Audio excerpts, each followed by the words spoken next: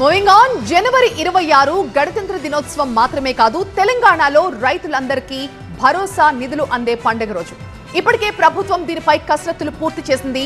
నిధులు విడుదల చేసేందుకు అంతా రెడీ చేసింది. రైతు భరోసా వ్యవసాయం చేసే రైతులు అందరికీ కూడా వర్తిస్తుంది అని ప్రభుత్వం ఇప్పటికే ప్రకటించింది. అందులో ఒక ట్విస్ట్ కూడా ఇచ్చింది. రైతులందరికీ వస్తుంది, కానీ వ్యవసాయ భూమి ఉంటేనే రైతు భరోసా వర్తిస్తుంది అని చెప్పింది.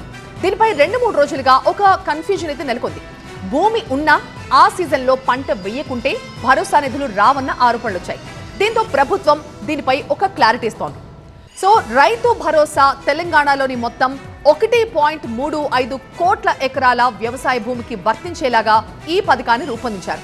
దీంతో 64 లక్షల మంది రైతులకి లబ్ధి చేకూరనుంది.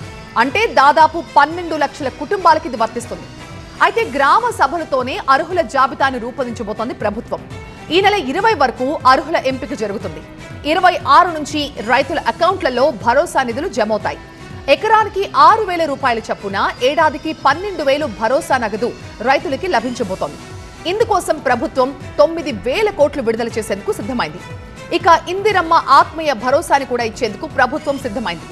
భూమి లేని ఉపాధి హామీ కూలీలకు ఏడాదికి 12,000 ఆత్మీయ భరోసా లభించబోతోంది. ఇందిరమ్మ ఆత్మీయ భరోసాకు 700 కోట్లు విడుదల చేయనున్నారు.